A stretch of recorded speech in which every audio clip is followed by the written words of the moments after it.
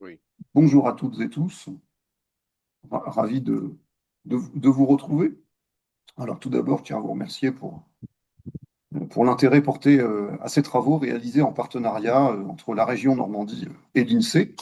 Ce partenariat n'est pas une première, mais s'inscrit plutôt dans une continuité et s'intéresse aux, aux petites entreprises, des entreprises que nous connaissons tous dans notre vie courante et pour lesquelles les statistiques s'intéressent peut-être moins souvent qu'aux grands groupes de par leur contribution au poids économique, mais nous allons voir qu'il est globalement pas négligeable. Je n'insisterai pas plus sur les résultats au risque de dévoiler la présentation. Mais voilà, vous dire que ces travaux s'inscrivent dans la continuité de travaux existants avec la région, travaux qui, il y a encore un an, étaient dans une logique d'étudier le potentiel sur le marché du travail avec des projections de population active, des travaux qui ont été regardés, les personnes à la marge de l'emploi, avec notamment les personnes qui n'étaient pas en activité, quelle que soit la forme de cette non-activité professionnelle.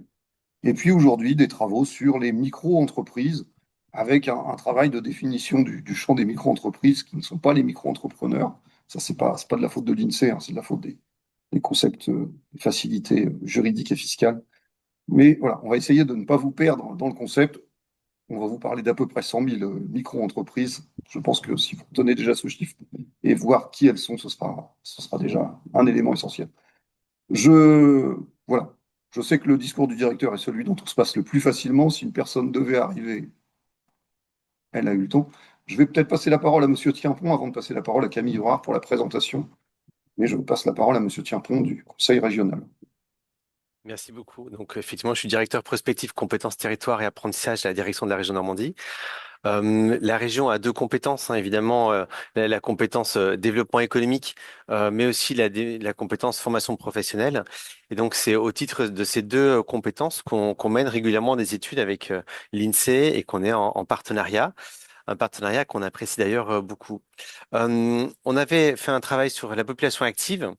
Et on avait rencontré à ce moment-là pas mal de réactions très intéressées et très intéressantes, et notamment l'UDP qui nous avait dit, mais finalement, quid des petites entreprises, quelles sont les spécificités à ce niveau-là?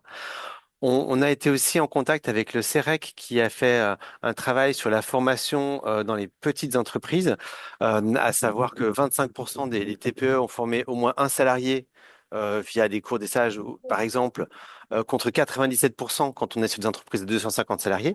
Donc il y a une vraie spécificité des petites entreprises vis-à-vis de la formation, des spécificités sectorielles, des spécificités en termes de taille et des spécificités aussi en termes de contenu de formation.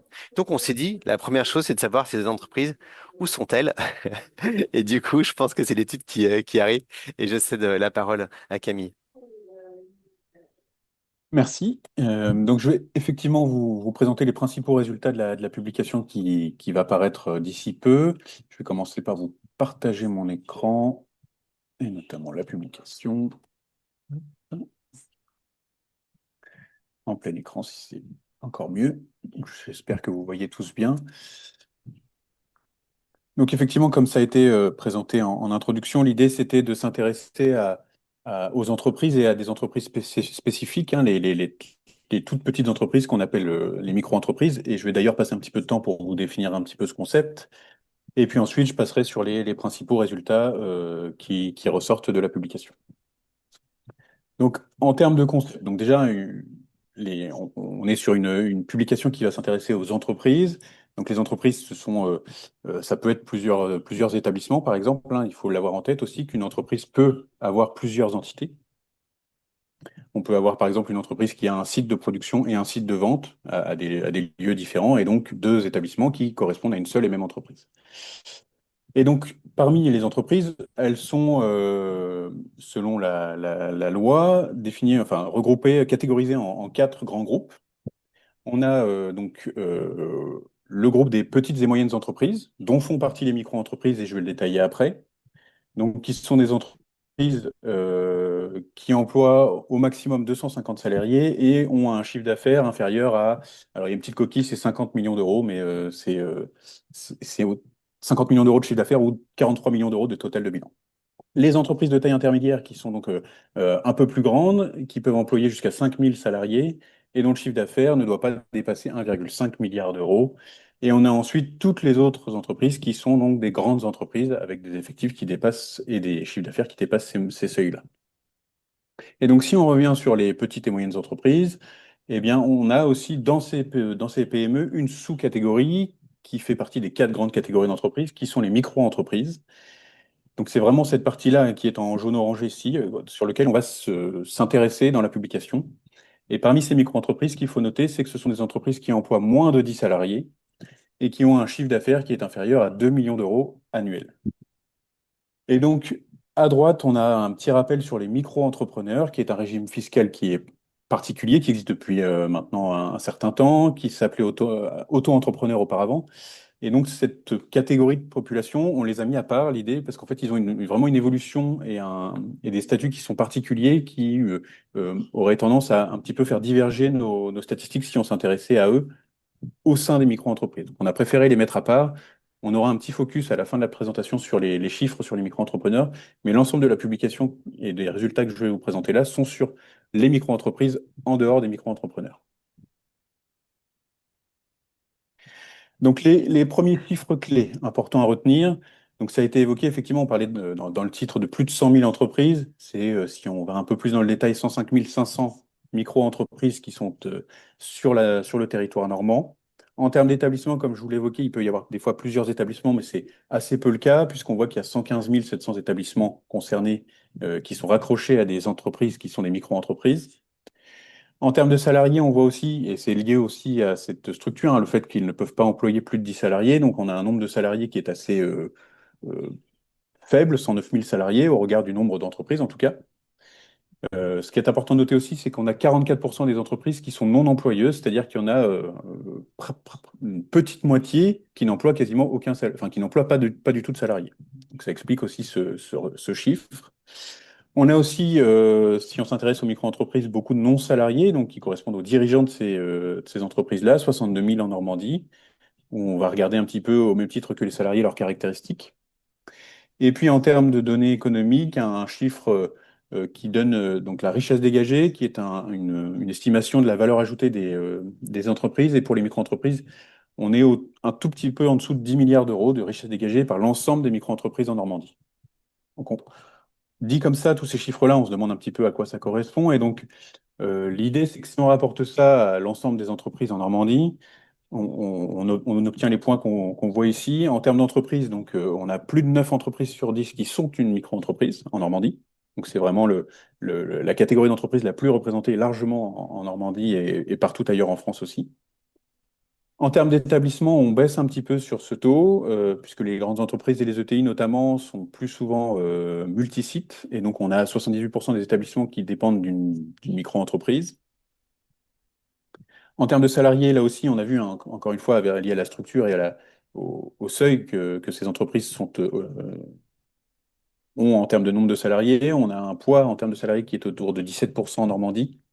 Donc c'est assez inférieur à ce qu'on retrouve dans les autres catégories d'entreprises, puisque c'est presque 2 fois moins que dans les PME, 31%, et 10 points de moins par rapport aux ETI ou grandes entreprises. Et en termes de richesse dégagée, donc les 9,8 milliards d'euros qui ont été évoqués auparavant, ça représente 18% de l'ensemble de la richesse dégagée des entreprises normandes. Donc même si c'est un poids qui est inférieur aux autres types d'entreprises, ça reste quand même un poids qui est non négligeable et qui représente une part quand même relativement importante, presque un cinquième de la richesse dégagée du territoire normand par les entreprises en Normandie. En premier indicateur de cadrage aussi, on a voulu regarder en termes d'évolution, que ce soit en termes de nombre d'établissements et en nombre de salariés, comment le nombre de micro-entreprises et le nombre de salariés dans les micro-entreprises évoluaient sur une période de 2014 à 2022. Donc en termes d'établissements, ce sont les courbes bleues, donc en bleu foncé la Normandie, en pointillé la France métropolitaine en dehors de l'Île-de-France. On est à plus 8% sur la période, avec une période on voit sur la courbe une accélération à partir de 2019. C'est assez inférieur à ce qu'on retrouve dans les autres entreprises, puisqu'on est à plus 21% d'évolution du nombre d'entreprises pour les autres catégories d'entreprises. Donc effectivement, les micro-entreprises évoluent moins fortement, mais ça reste quand même une évolution positive. et un peu moins aussi qu'au niveau France métropolitain avec plus 12%. Et en termes de salariés, donc la courbe rouge, on voit que sur le début de la période jusqu'à 2019, on était plutôt sur une légère baisse du nombre de salariés, mais assez minime, et que en parallèle de l'évolution à la hausse à partir de 2019 du nombre d'entreprises, le nombre de salariés allait lui aussi progresser. Et au final, sur la période, on obtient une hausse de 5% du nombre de salariés dans les micro-entreprises. Et là aussi, c'est inférieur à ce qu'on retrouve dans les autres catégories d'entreprises. Donc, il y a aussi toujours l'effet du seuil qui fait que elles ne peuvent pas avoir une évolution beaucoup plus importante. Mais ça reste inférieur à ce qu'on retrouve en France métropolitaine, en Île-de-France, qui était à plus 7%. Et donc là, ça fait partie des indicateurs où, si on prenait en compte les micro-entrepreneurs, on aurait eu des évolutions complètement différentes. Et c'est ce qu'on va voir sur la fin, avec un nombre de micro-entrepreneurs qui a évolué beaucoup plus vite. Quelques informations sur les données économiques de ces micro-entreprises. Donc ici, sur cette diapo, j'ai parlé de presque 10 milliards d'euros de richesse dégagée. Ici, on est en valeur ajoutée, donc c'est à peu de choses près. Enfin, la richesse dégagée est une estimation de la valeur ajoutée au niveau des établissements, donc à un niveau localisé. Ici, on s'est intéressé uniquement aux entreprises employeuses, puisque effectivement, à partir du moment où une entreprise n'emploie pas de salariés, les indicateurs économiques perdent en grande partie de leur sens, et donc on s'est intéressé à ces entreprises qui emploient des salariés. Et donc on obtient une valeur ajoutée de 7,3 milliards d'euros. Donc pour rappel, la valeur ajoutée, c'est la production, que ce soit de biens ou de services, à laquelle on déduit les achats et les charges qui sont imputées à l'entreprise. Et quand on répartit cette valeur ajoutée, eh bien, on se rend compte que les trois quarts de cette valeur ajoutée sert à rémunérer le personnel, donc les employés de ces entreprises, et un quart correspond au taux de marge, donc qui permet de rémunérer à la fois le capital et aussi de permettre les investissements de l'entreprise pour la suite. Donc ce taux de marge, si on compare aux micro-entreprises de France métropolitaine, il est très légèrement supérieur en Normandie. On est à 25%, c'est 23% dans les micro-entreprises de France métropolitaine hors Île-de-France. Et c'est un petit peu supérieur à ce qu'on retrouve dans les autres PME normandes, qui est autour de 21% pour ce taux de marge. Et puis si on prend aussi le taux d'investissement de ces entreprises par rapport à la valeur ajoutée, on se situe à 13%. On est là aussi un tout petit peu supérieur à ce qu'on observe au niveau France métropolitaine, mais ça se situe quand même à peu près au même niveau que les PME normandes, un tout petit peu en dessous. Ensuite, on s'est intéressé aux activités et aux secteurs d'activité dans lesquels exerçaient ces micro-entreprises, les activités principales. Donc, c'est 115 000 établissements. On les regroupe. En fait, dans nos statistiques, on a ce qu'on appelle deux types d'économies, l'économie présentielle et l'économie productive. L'économie présentielle est plutôt à la destination de la population locale, que ce soit les résidents ou les touristes. Et l'économie productive a plutôt une vocation générale qui n'est pas forcément à destination, ou en tout cas pas exclusivement à destination de la population locale. Et donc, quand on répartit ces entreprises, ces micro-entreprises, en fonction de ces deux types d'économies, on se rend compte que les deux tiers d'entre elles sont à destination de l'économie présentielle et donc orientées plutôt vers la population locale. Donc, une très très forte majorité vers cette économie-là. En termes de secteurs d'activité qui sont les plus représentés, on a la moitié des micro-entreprises qui sont actives dans les domaines du commerce, dans les domaines de la santé, donc tout ce qui concerne les professions libérales, médecine, infirmier, etc. Et aussi dans les services aux entreprises, dans lesquels on va retrouver les cabinets d'experts comptables, juridiques, les cabinets d'architectes, etc. Et ensuite, on a regardé en termes de spécificité sectorielle, c'est-à-dire qu'ici, on a regardé donc en volume, quels sont les plus nombreux, 50% donc dans ces domaines-là. Et ensuite, on a voulu regarder leur spécificité, donc les secteurs dans lesquels on avait plus de micro-entreprises que d'autres types de catégories, d'autres catégories d'entreprises. Et donc, vous avez les quatre pictos avec la santé humaine qui est fortement représentée dans les micro-entreprises, le domaine de la construction également, le domaine de l'hébergement-restauration et le domaine des activités immobilières. Et puis, dernière chose qu'on a regardé par rapport à ces spécificités sectorielles, on sait aussi qu'il y a on va dire une connexion entre les micro-entreprises et l'artisanat, du fait de leur taille notamment. Et donc, un tiers des micro-entreprises normandes relèvent de l'artisanat, donc qui sont des activités définies par décret, ce qui représente environ 37 000 établissements et 53 000 salariés. Donc, pour rappel, presque la moitié de l'ensemble des salariés des micro-entreprises relèvent de l'artisanat. On a regardé aussi un autre indicateur qui nous permettait encore une fois, de montrer le caractère local et la présence locale de ces micro-entreprises. Donc vous avez à gauche une carte où on représente avec une carte de chaleur les établissements qui sont des micro-entreprises sur le territoire normand. Et on voit bien que la grande majorité du territoire est couverte. 99% des communes disposent d'au moins une micro-entreprise sur leur territoire. Et si on compare avec les PME en vert et les grandes entreprises en bleu, on voit bien que c'est largement au-dessus. 54% des communes disposent d'au moins une PME et 22% seulement des communes pour les grandes entreprises. Ensuite, on a voulu regarder à un niveau encore un tout petit peu plus fin où étaient localisés principalement les salariés de ces micro-entreprises. Donc vous avez ici en rond proportionnel, donc la taille des ronds représente le volume de salariés dans chacune des intercommunalités normandes. Et donc on se rend compte de manière assez logique que la plupart des salariés, un tiers d'entre eux, sont regroupés dans les trois grandes agglomérations, hein, de Rouen, Le Havre et Caen. Donc là, il y a peu de surprises. C'est aussi les trois grands bassins d'emploi. Donc il n'y a pas de surprise dans ces résultats. Par contre, ce qu'on regarde aussi, c'est là, vous l'avez sur l'aplat de couleur, donc le dégradé de rouge, on a la part de salariés qui travaillent pour une micro-entreprise dans chacune des intercommunalités. Et là, on voit que ça concerne quand même principalement des zones plutôt en milieu rural et on a des EPCI où parfois ça dépasse le nombre, la part de salariés qui travaillent dans les micro-entreprises dépasse les 40% pour certains de ces EPCI-là, pardon, je vais y arriver. Donc on a les Hauts du Perche dans l'Orne, la vallée de l'Orne et de l'Odon au sud de Caen et Lieuvain-Pays d'Auge à l'ouest de l'Eure.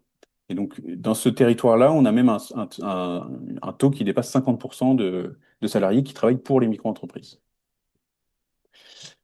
Et je vais y revenir après, on a un code couleur dans les ronds proportionnels qui permet de déterminer pour chacun des territoires l'activité qui emploie le plus de salariés. Et on va voir que c'est assez représentatif des caractéristiques des territoires.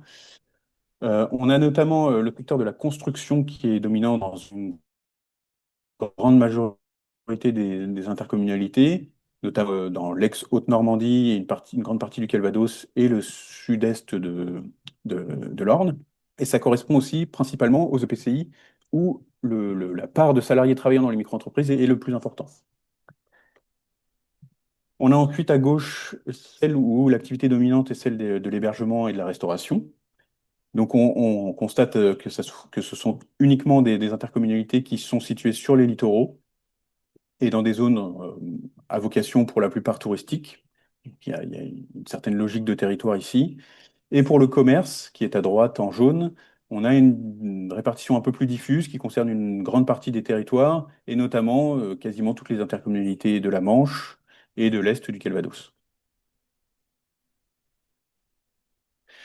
On s'intéresse maintenant aux caractéristiques des salariés de ces entreprises-là.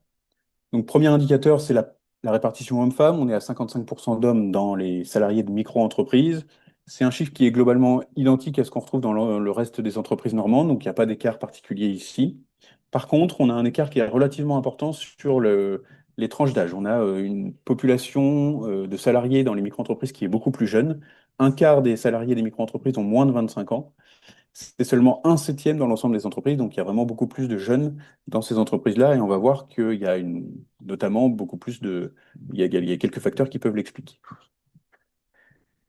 Autre particularité des micro-entreprises, des salariés des micro-entreprises, c'est qu'ils occupent plus souvent des postes d'employés. Donc c'est 4 sur 10 qui sont dans ce type de poste, contre 3 sur 10 pour l'ensemble des micro-entreprises. Donc il y a plus d'employés et à l'inverse, moins de professions intermédiaires et moins de cadres dans les micro-entreprises.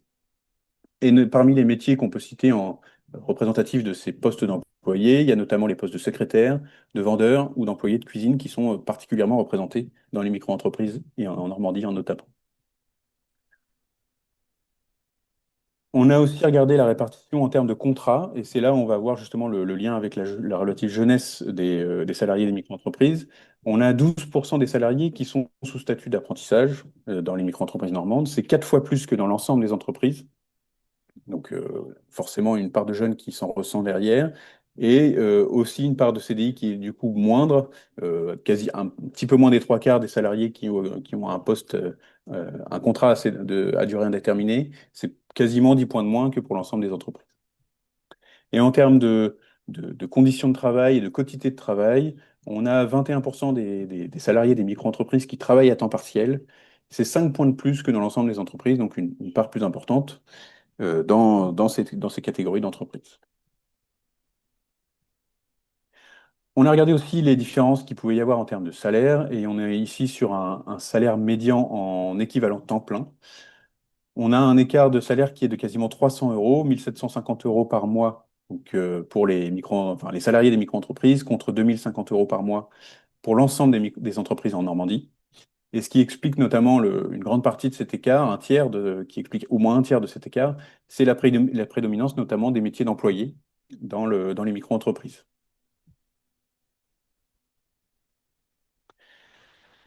On a regardé, pour suivre après les salariés, les caractéristiques des non-salariés, donc des 62 000 non-salariés qui sont dans les micro-entreprises en Normandie. Et là, par contre, à l'inverse des salariés, on a une population qui est beaucoup plus âgée, puisque la moitié d'entre eux a plus de 50 ans. On a une part d'hommes qui est aussi plus importante, 61%, donc un peu plus d'hommes que de femmes dans les non-salariés des micro-entreprises. En termes de répartition on a autant d'entrepreneurs individuels que de gérants majoritaires de sociétés. Donc il n'y a pas vraiment de différence là-dessus, c'est vraiment moitié-moitié. Et en termes de revenus d'activité, on voit que le revenu il est supérieur à ce qu'on constate pour les salariés.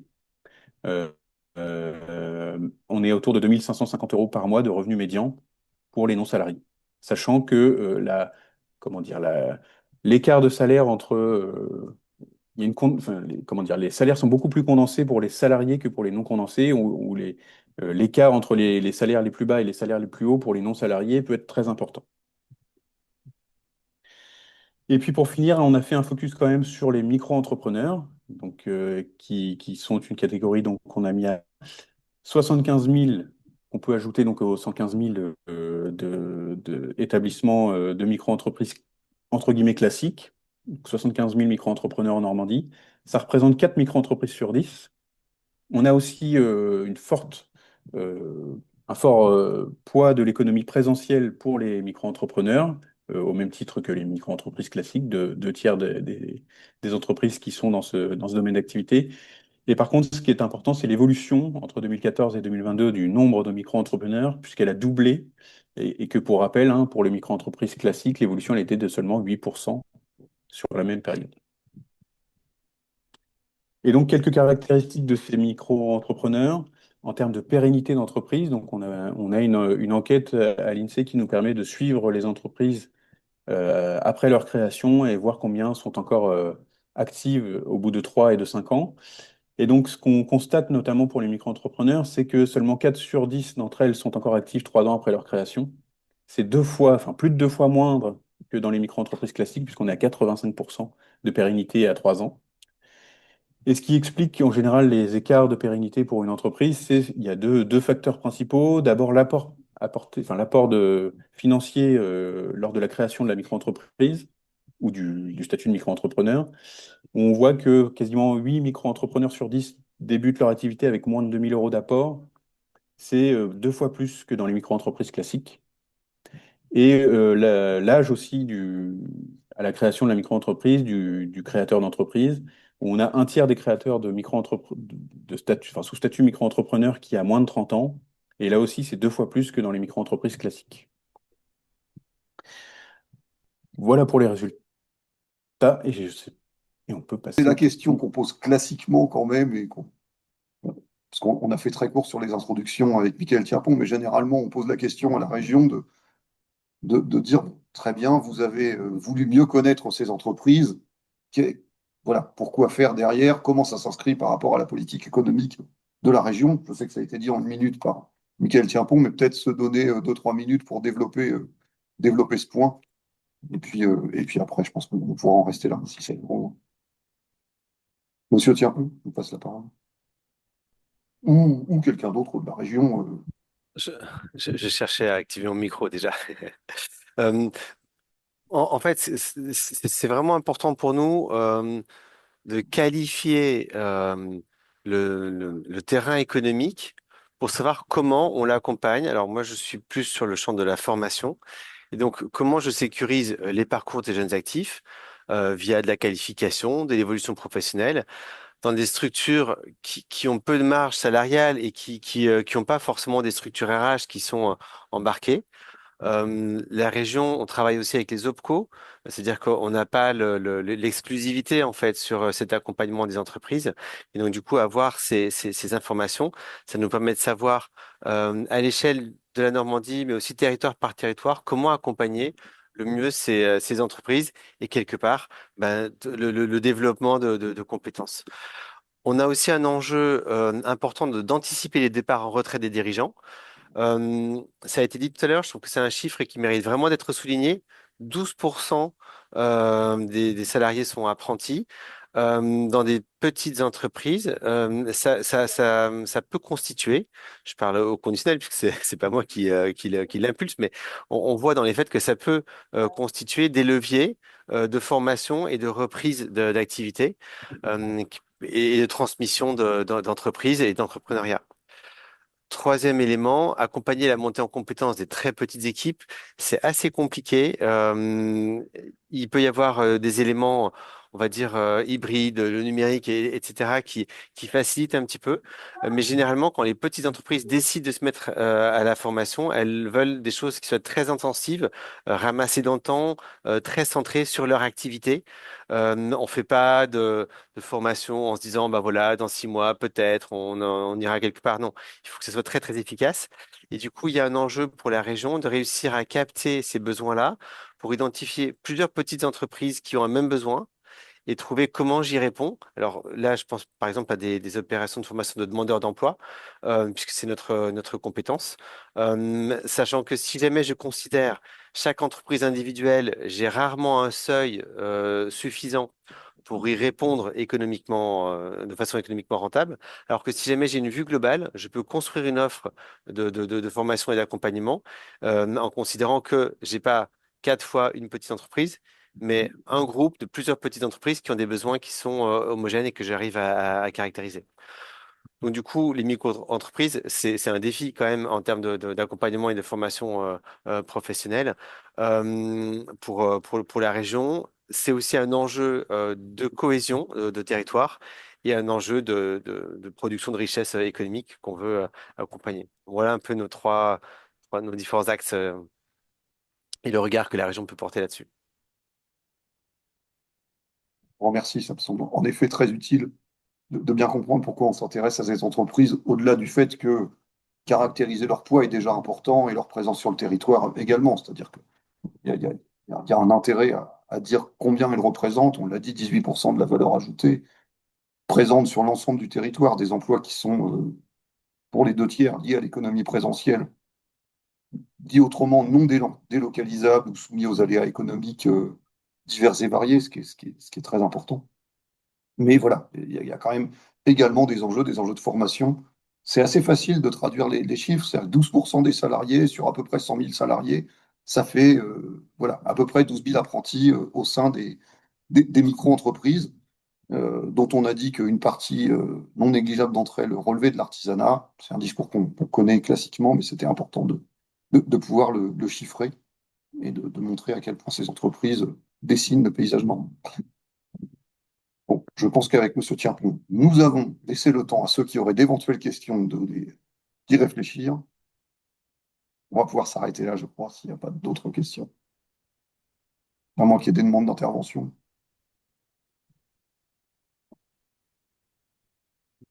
Moi, je vous Du coup, je propose vous remercie. d'en rester là. Un Un grand grand merci merci. à vous et Bon bon week-end à week-end. venir. Au revoir. Au revoir. Au Merci revoir beaucoup. à vous.